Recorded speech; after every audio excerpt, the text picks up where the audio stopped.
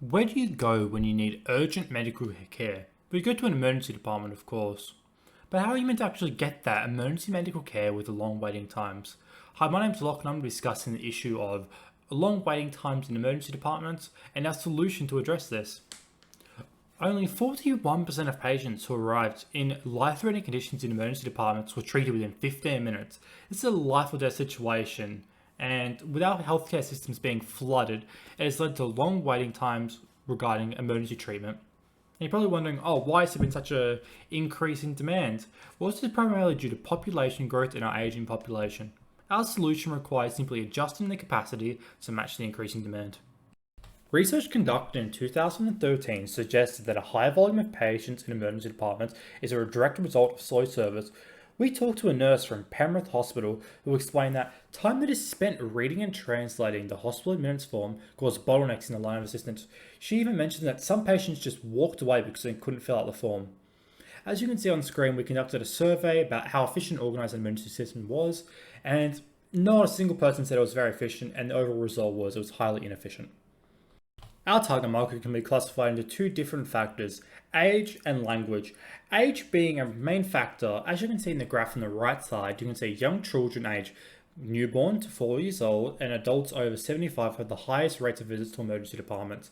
Westmead residents are typically 8.9% of them are over the age of 65 and 61.1% of them were a couple with children, along with 73.1% of houses in Westmead having a second language spoken in the house, with Indian being the dominant language. This demographic also requires people to sign in for them, this being where the median age comes into play. This median age of the people who will be signing in for the children and signing in for the elderly people who cannot do it themselves. We've utilised our target market to successfully develop two key personas, firstly being a 35-year-old single mother who runs into an emergency department with her 4 kids. Her youngest son, Tommy, has had a severe temperature, been vomiting all day and is complaining about a terrible headache. She only migrated to Australia a few months ago and struggles with English. The complex and hard to read forms are a daunting task and leave her confused. Our secondary persona is an elderly gentleman known as Robert. He is a Vietnamese veteran aged 75 and has a small tumour forming in his lungs. This is primarily due to exposure to explosions and toxic chemicals during his service that's caused the tumour to develop. This has also left his retinas damaged. The small font intimidates Robert as he can't see it due to his damaged retinas, and his hard-nosed mentality keeps him from asking anyone else for help. We developed a lo-fi prototype which focuses on our app. This is a unique app that utilizes QR code technology as a check-in system to decrease wait times. We conducted a survey where people were asked if they think an online QR code check-in system would decrease waiting times. The results were fabulous and most people found that in general it would decrease waiting times. But then we just got to thinking, it's like, there may not be time to download it. If you're in an emergency, you're in pain, you may not be able to download it. And elderly people with language difficulties may not be capable of understanding the digital form, and once again you have that language barrier there. This led us to developing our hi-fi prototype.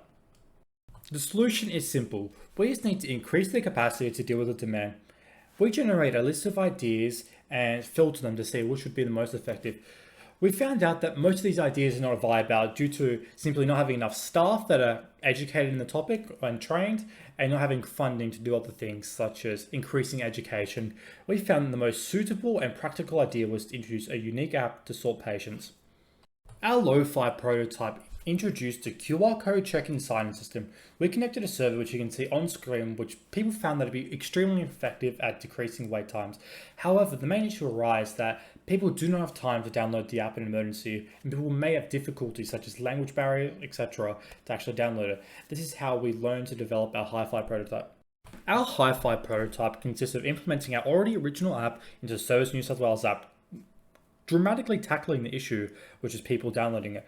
As majority of people already have a Service New South Wales app, our simple system requires a scan of a QR code and a 2-step system accompanied by a brand new translator, which allows for the easiest experience possible dealing with minority groups along with people who may have language barriers. This prototype without a doubt could reduce waiting times in emergency departments.